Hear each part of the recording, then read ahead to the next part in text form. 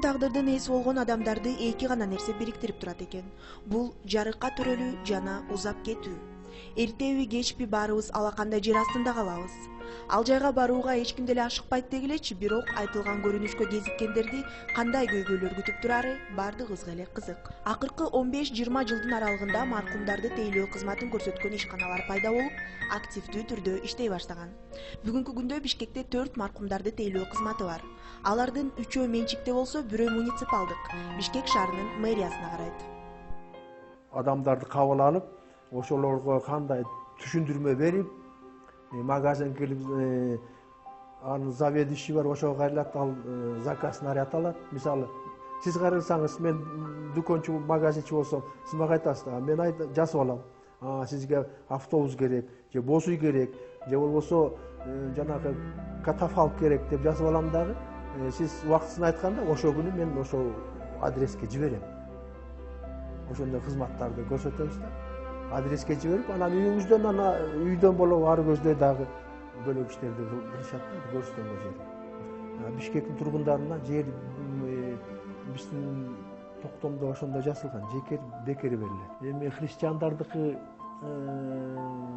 ал улутундагы элдерге биздин токтом боюнча 4 квадрат жер бөлүнүп берилет экен.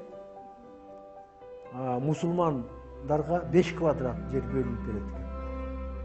Бир адамдын жайга узатыш үчүн мусулмандардыкы 8,5 миң сом ортосунда акча кетет.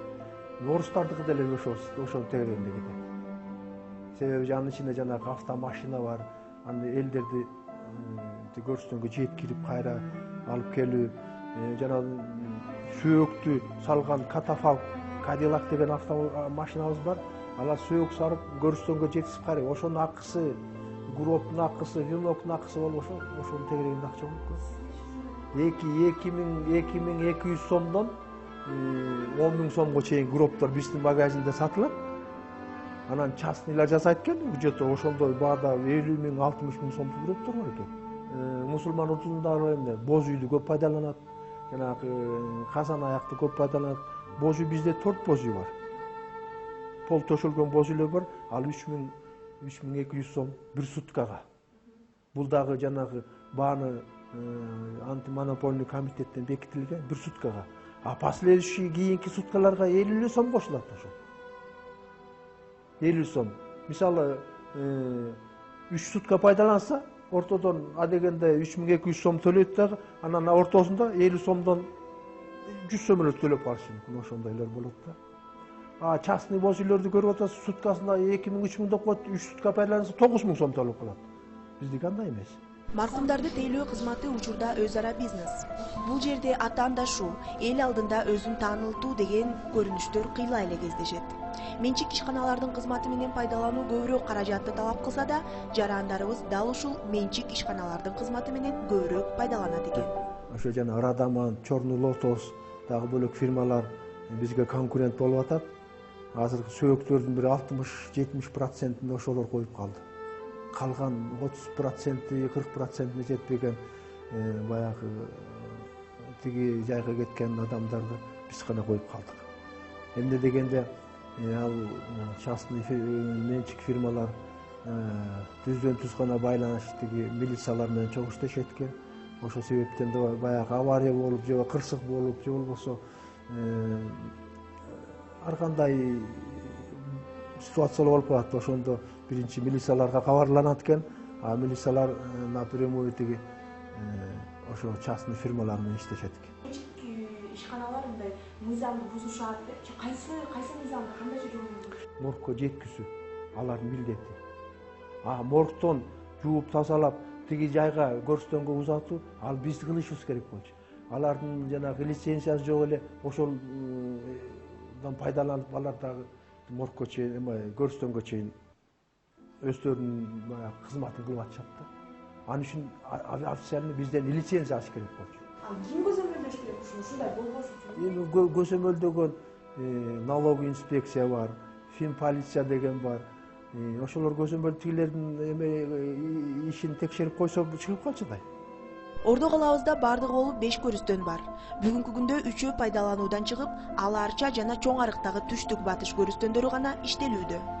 Ушундан улам жердин тартыштыгы деген көйгөй да орун алып, олуттуу маселеге айланып турган чагы. Ала-Арча көрүстөнү болсо бул өкмөттүн гана уруксаты менен коюлат. Аерге жанагы жогору эмгеги сиңген адамдар, заслуженный деятель же болбосо ар кандай эмгеги Кыргызстанга эмгеги сиңген адамдар өкмөттүн уруксаты менен гана коюлат. А калган жарандар болсо Бишкектин тургундары түндүк батыш көрүстөн коюлат. Азыр ошо биз дагы тиги түндүк батыш көрүстөнүбүз дагы жери бүтүп бартат.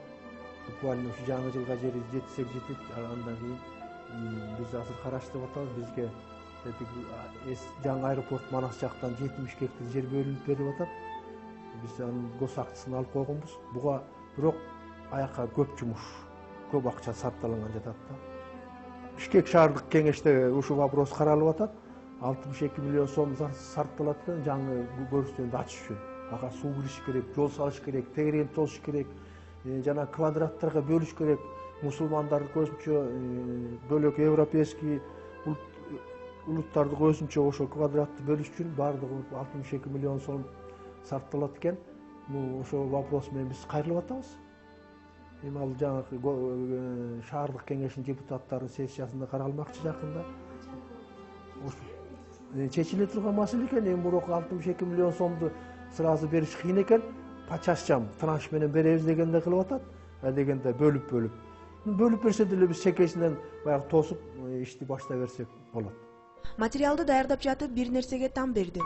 Бул адам көзү тирүү кезинде өзүнүн көрүн даярдап койгону. Чоң Арыктагы түштүк батыш көрүстөндө алдын ала жата турчу жайын ээлеп койгондордун саны бир нече экен. Аталган мүрзөдө башчысы, жай казгандар, кароолчулар иштеп, айтор бул жер кадимки эле ишканадай көрүнөт. Анан да ар бир мекемедей бул жерде да көйгөйлүү маселелер жок эмес. Ар бирибиз армандуубуз демекчи, биз материалды даярдап жүргөнүбүздө көрүстөндөрдүн кароолчусу Мирланбек Сатаров да өз көйгөйүн айткандан баш тартпады. Күнү түнү иштеп алган айлыгы 2000 сом экен. Үй бүлөсүнүн кийим кечеси эмес, тамак ашына жетип жетпей жашоо сүрүп келе жатканын айтып, тагдырына таарынгандай көрүндү. Анысы аз болгонсуп эстеликтерди уурдап же талкалап, кыскасы маркумдар жаткан жайды мазактагандар да жок эмес. Ошентип 330 гектар аянтты ээлеген мүрзөнү жалгыз кайтаруу оңойго турбайт дейт кароолчу. Бул сүрдүү жерде иштөө коркунуч туудурбайбы деген суроону да бербей койгон жокпуз. Кантсе да маркумдар жаткан жайда алардын арбагынын арасында күнү түнү жүрүү оңойго турбаса керек деген пикирибизге биз маркумдардан эмес, тирүүлөрдөн көбүрөөк коркобуз деген жооп алдык. Алгач агенттиктин босогосун аттаганда маркумду акыркы сапарга узатууга канча каражат сарпташат деген суроого жооп издегенбиз. Саякатыбызда бул эле эмес, башка кызыктар да ачылганына бирге күбө болдук көрүнөт. Ардактуу замандаш.